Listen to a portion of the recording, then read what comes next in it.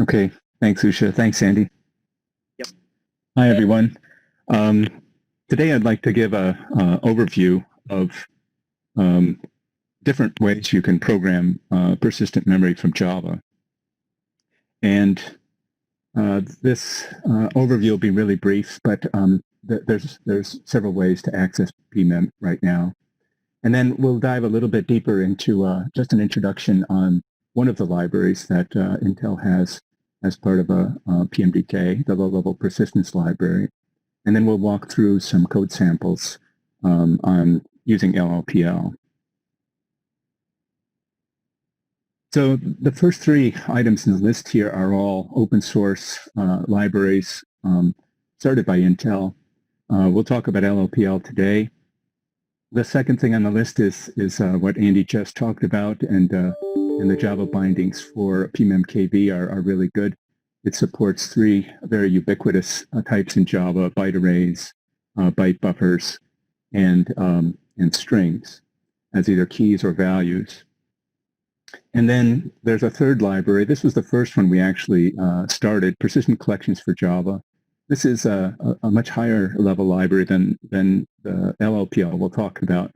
But what we did is we built this high level set of Java collection classes, persistent collection classes, using a base layer that's very similar to LLPL. The PCJ has things like automatic memory management and things you would expect in Java, but it's still in an experimental state. There's quite a bit of work left to do before making it production quality. So we're focusing for today on the low-level persistence library.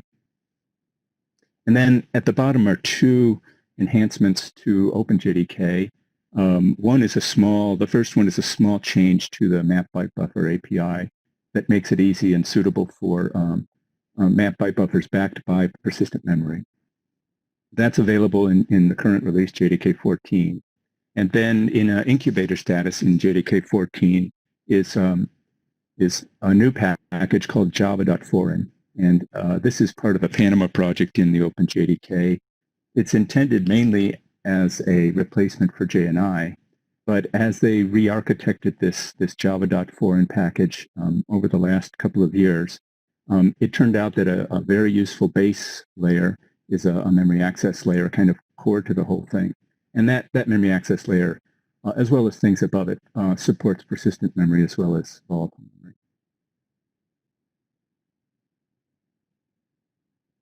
I wanted to lay out a table. There's 5 different ways to get at it. Here's a high-level comparison.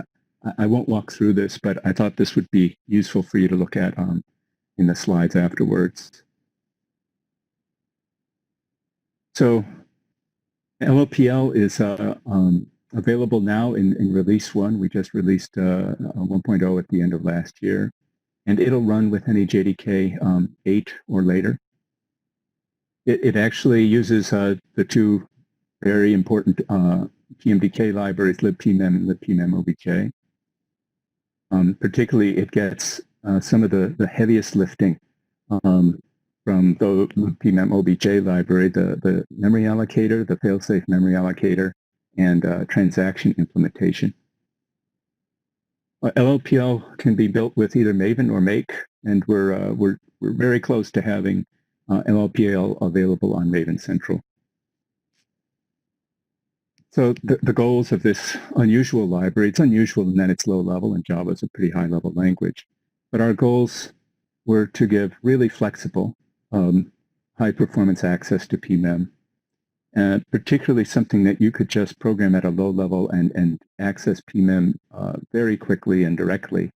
Or if you want to build something, a higher level abstraction, we wanted to make sure that LLPL was suitable for that as well. Despite the fact that it's low level, and we'll see the code in a minute, we wanted to make sure that the APIs themselves were idiomatic to Java. We're part of a long-term Java development team, Java engineering team, and we pay a lot of attention to keeping Java programming consistent to the extent we can with this kind of a library. So trying to keep it simple, there's really just 3 things in LLPL. There's heaps, which is a pool of persistent memory and an allocator for it. And then memory blocks, which is what you allocate and an accessor for an allocated piece of memory. And then transactions, which let you group writes into the fail-safe data consistency Andy and others have been talking about. You can have as many heaps as you want of almost any size, limited just by the amount of memory available. And to re-access one of these heaps, you just reopen it after a restart. It is like other libraries manually memory managed. We don't implement any garbage collection in LLPL. And the heap API for allocation is thread safe. And then you get back a memory block when you allocate a piece of memory from using the heap API. You get back a memory block. And the accessor API here is a set of low-level setters and getters for scalar integer types and memory copy operations. And you reference which bytes you want to modify using a zero-based offset from within from the beginning of the memory block. And you can refer to these allocated blocks and link blocks using Java long values we call handles. It's basically a numeric name for the memory block. And the memory block API itself deliberately does no locking or other thread confinement. You have the freedom and also the responsibility to create whatever concurrency, read and write concurrency scheme you find safe and performant. And then the transactions they are in fact just libpmobj transactions. We use them at a very low level just to minimize calls across the JNI boundary. So LLPL uses a small JNI library to access critical calls in the two libraries I mentioned. But because there's a lot of overhead when you make a JNI call to marshal arguments across and to save machine state, we go to great lengths to minimize that overhead. And all actual reading and writing done to persistent memory is done directly from the Java side using the JVM's unsafe API. But for transactions, starting transactions and committing transactions for allocating memory, we need to get to libpmobj, and that's done using this path. Other than that, the transactions behave just like transactions in libpmobj. We do go to, we've tried several different API implementations of transactions and found one that works quite well. We'll see that in the code in a minute. But it uses Java's try-catch to manage transaction state. And like we saw in the C++, it uses Java Lambda expressions as transaction bodies. Here's a high-level view of how objects in the Java heap are used to control and access memory in the persistent heaps. So on the left, we have Java heap and DRAM and LLPL heaps, two of them in PMEM. And when you allocate or open a heap, you get a heap object back. It's really just a wrapper to a pointer to a pool of memory.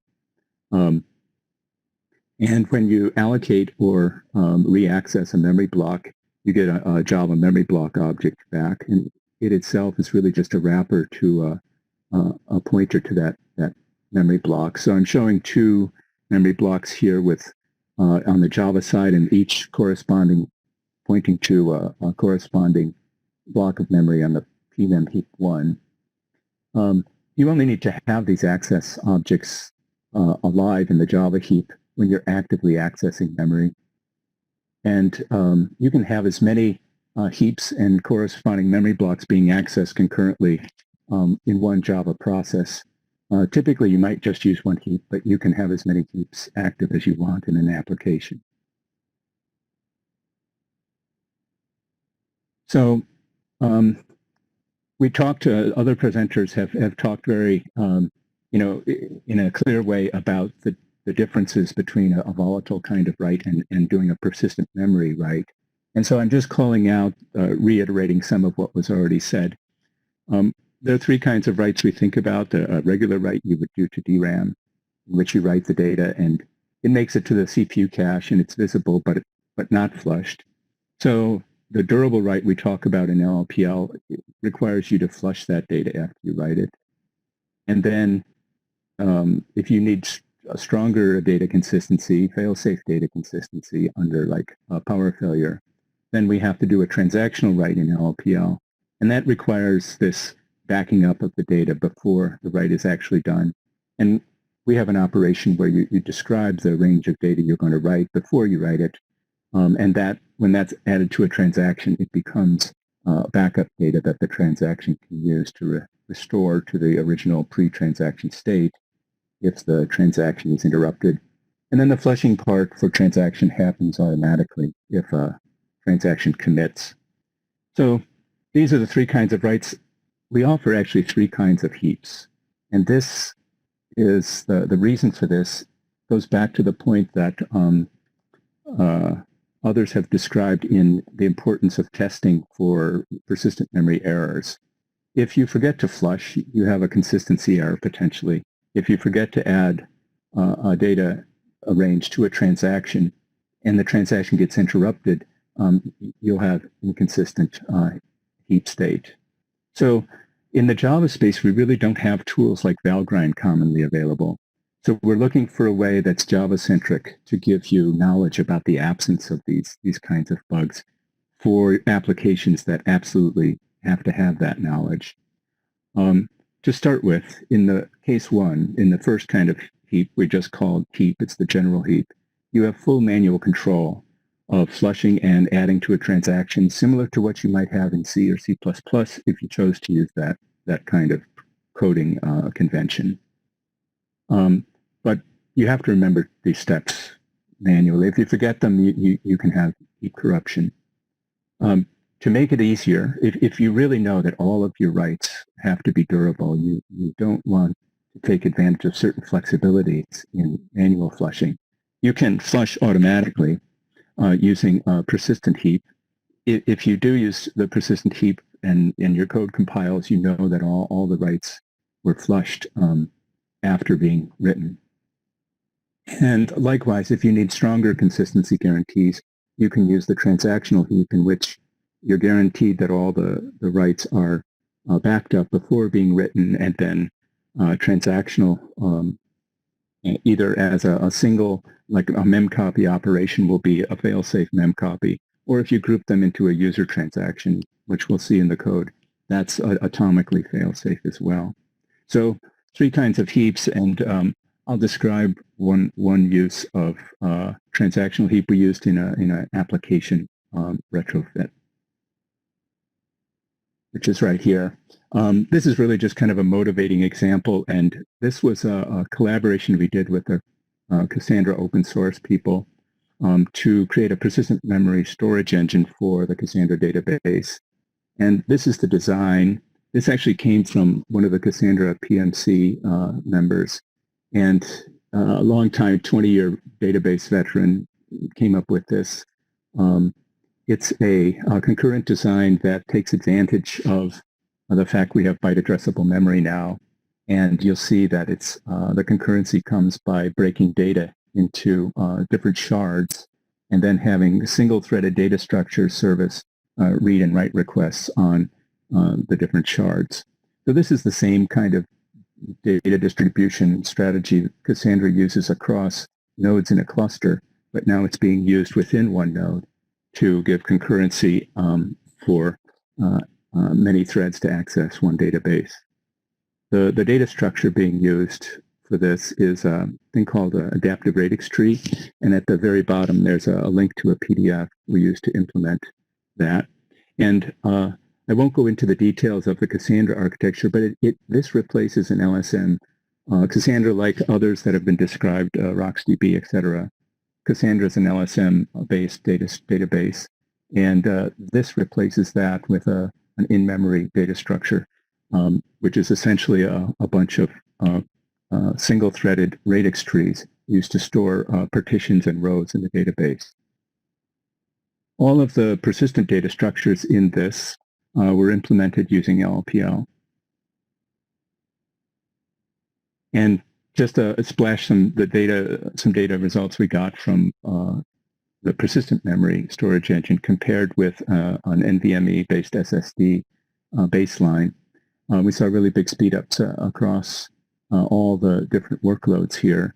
And when we look at the reasons for it, it's because of what everybody's already been talking about, the fact that we now have direct access to memory. There's many fewer instructions in a read operation, for example, to get to the bytes you want to read, compared to the disk-based, file IO-based code stack.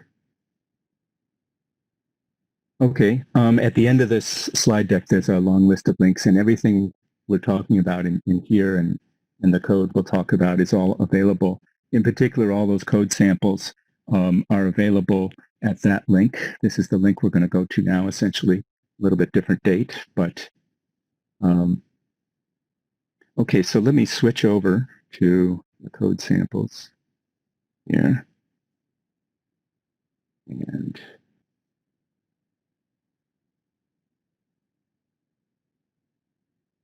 second.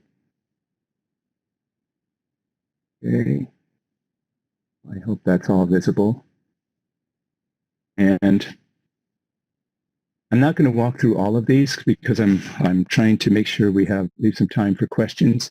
But I'll walk through 3 or 4 of these, several of them anyhow, and give you a feel for what it's like to program with LLPL. So the first example is really basic. What we're going to do is we're going to create a heap, and we're going to write. We're going to allocate a memory block, and then write values in a couple of different ways. And then we'll read it back and make sure we got back what we wrote. So if we look at line 10 here in our main, these are all runnable examples. They're not very exciting to look at, but they are runnable. In line 10, we're going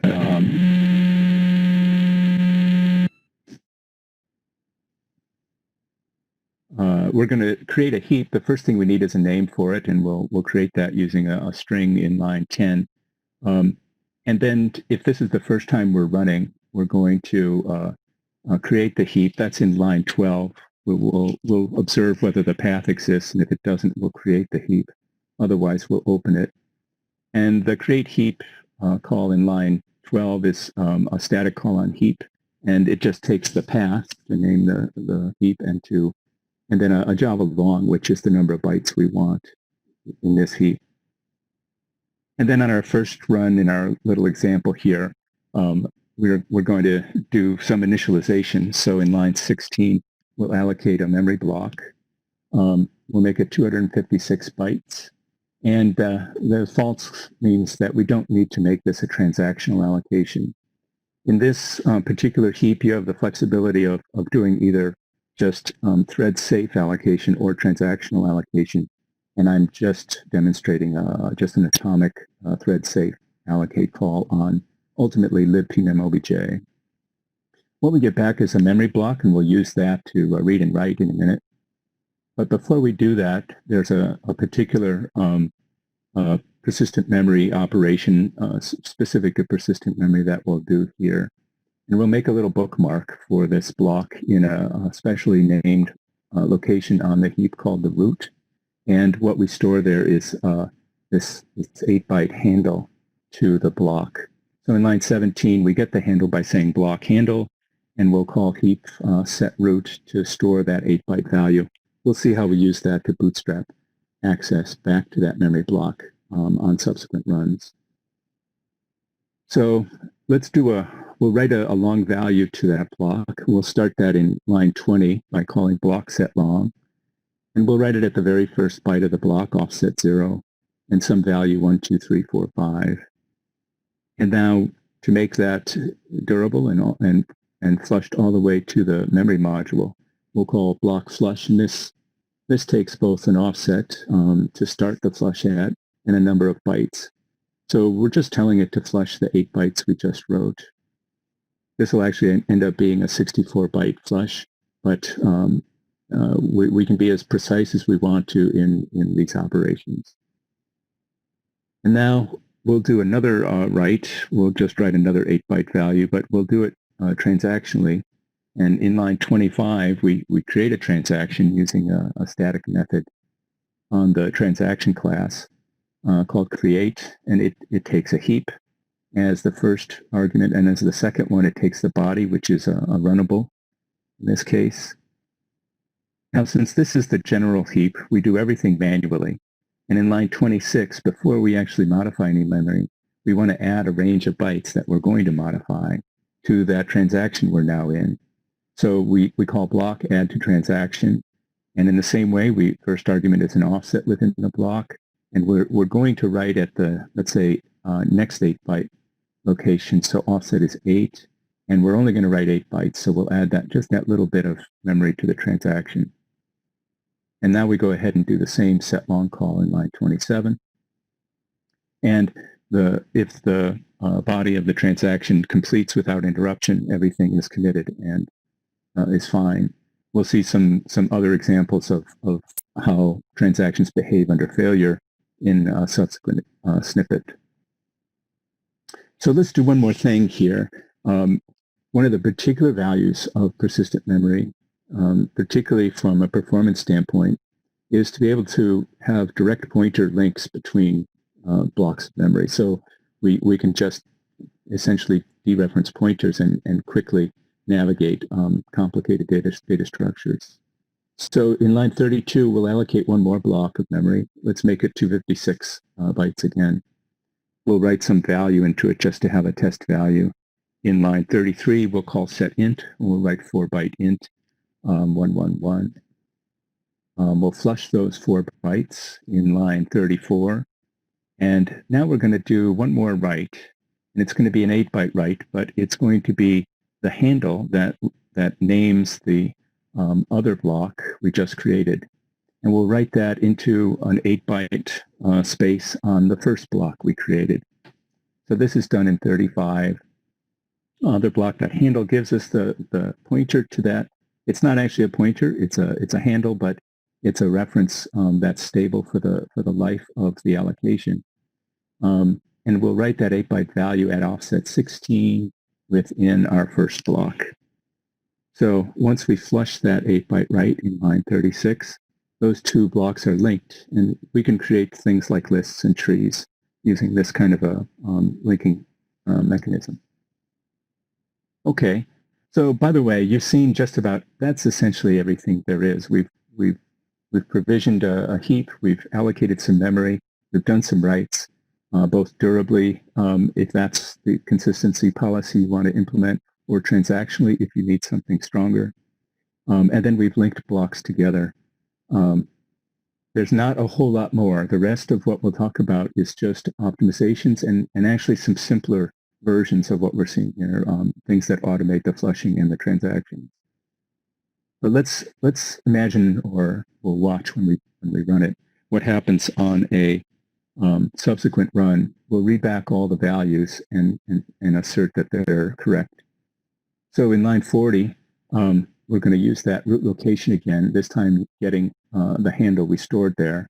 That gets us a reference to that first block we created. To turn that handle into a memory block, we make a call on its heap, memory block from handle. We get back a memory block in line 41, and now we bootstrapped ourselves back to our prime data structure, which in this case was that first block. Now we'll read a couple of values. The reading in persistent memory is no different than regular memory in terms of the steps required. And so in line 42 and 43, we'll just read the values we wrote at offset 0 and at offset 8. And then we're going to get back access to our other block allocation by, first of all, reading the handle that we wrote in the block at offset 16, passing that handle to the memory block from handle call again. And in that one line, now we have a Java object that lets us access the second block we created. So now we can read values from the other block, and we wrote an int at offset 0. We'll read that back in line 45. And then we just assert that what we read back was what we originally wrote. When you're ready, you wouldn't necessarily do it right away, but when you're ready to deallocate memory, you do that by calling free on the block object. And it also takes a Boolean like the allocate call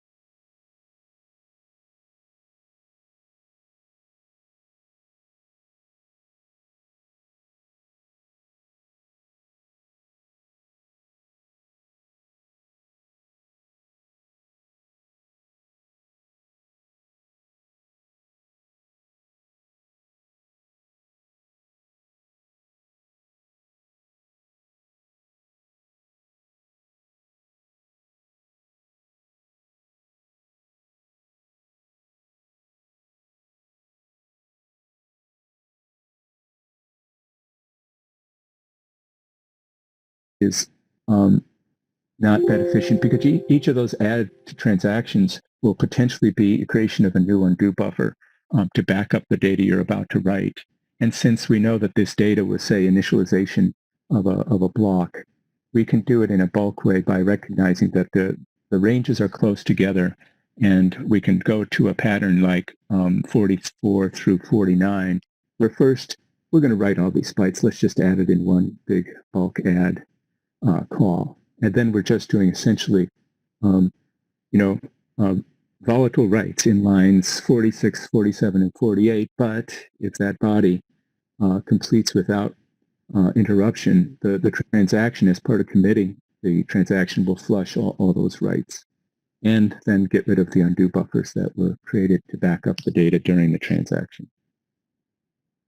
So that's a common pattern. In fact, that pattern is so common that we've created special methods in the transactional memory block and persistent memory block to wrap some of those up. If you, in this case, I should have pointed this out. In the case I just showed in lines 33 through 49, notice we were using a general memory block, not a transactional memory block. That's why we had to do all the add to transactions manually. And likewise, the flushes were done manually. Now we'll move in line 51. We're going to use a transactional memory block where the adds are done for you. And this is also correct. And in fact, it's easier to get correct because we don't have to manually do the adds. But in line 53, we're going to create a transaction that still isn't as optimal as it could be. And that's because the transaction doesn't actually know. It can't predict what's going to be in this body. And so when you do that set long in line 54, it had to do an add to transaction before the set long. And then in line 55, it had to do an add to transaction before the set int. So it doesn't know exactly what you're going to do. It doesn't have that static knowledge, so it can't do the bulk add. We do, however, offer, so that will be correct and it will be fail-safe and everything will be right, but it's a little slower than it would be if you could do the add in bulk like we did manually up above. So to get that same benefit, but with the compile times knowledge of transactional safety, we use the transactional memory block, but now we know we're going to write all of those bytes within a transaction. So in line 61, we use a different version of a write. And on our transactional block, we call with range. And we give it two longs. The first is a memory block range on the TX block object, starting at 0 in this case. And then a total number of bytes we're going to write within this ranged operation. And what it will give us, and then we supply it with a body that accepts a range. This is a range consumer lambda that the transaction will supply to the call. The range will be supplied when the lambda is called. And using that range object now, we can just do our set long, set int, and copy from array, just like we would do above. But this is much more efficient because what it will do is it will first add the total range to the operation, and then let you do essentially raw writes, volatile writes using that range object. And if that block commits or completes without interruption, this whole thing is now a transaction which will commit if it successfully completes, and set that range object to invalid. So you can't do those dangerous volatile writes outside of this body. And then everything has committed as it would above in lines 53 through 57, but it's considerably faster. So we have these ranged operations supported just side by side with sort of the more manual ones, and where they make sense, particularly where the adjacency of the bytes you're going to write in a group is close. They don't have to all be concurrent or sequential, but when they're close, it's more efficient to write either flush or to add the whole range to a transaction or a set of durable writes. And this is what I showed we skipped over this, but normally we might see this first. I showed an example of this specialized allocator. It's just an optimized version where you pass another range-based consumer into as a second argument to the allocate call. And if you write using that range, you get the same kind of ranged add to transaction benefits. The secret here is it actually doesn't have to add to the transaction at all. Because we do zero-based allocations for this, that's what LLPL uses for its allocations, consistent with what Java programmers usually expect from allocations. And since that memory isn't visible until after this all returns, it will be written in a raw way and flushed by the transaction if it commits. But the fact that it was zero alloc meant semantically all of those bytes were already touched by the allocation, and we don't have to redundantly create backups of memory that's essentially all zeros at this point in time. So that's where the efficiency of this comes in.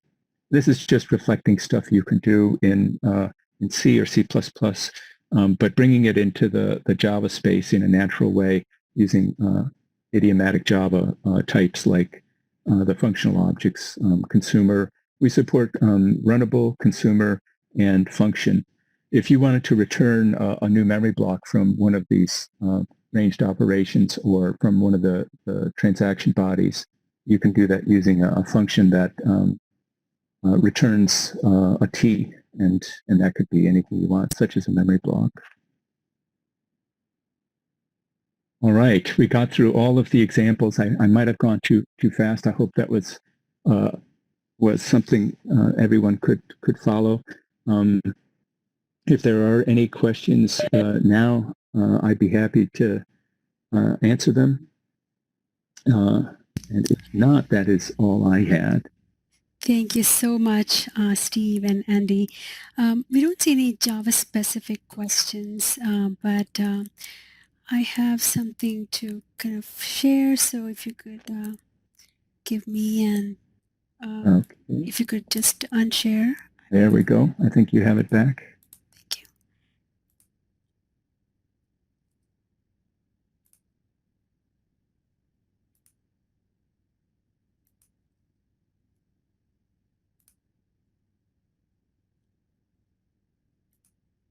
Okay, so I think that brings us to the end of the session. I hope you people who are all still on the call, I see several of you, I hope it was useful. For further information, or if you have any questions after the event, you can reach us on Google Group. We are also on the Slack channel. Also, please download our comprehensive guide to persistent memory programming. It's free, and we put a lot of thought into creating the content, and we hope it helps you get started with persistent memory programming.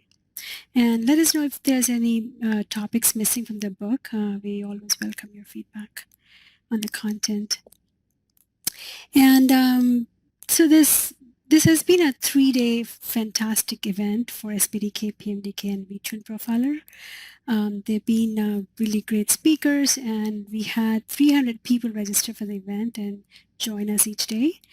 So thank you for staying engaged during the sessions and asking us intriguing questions.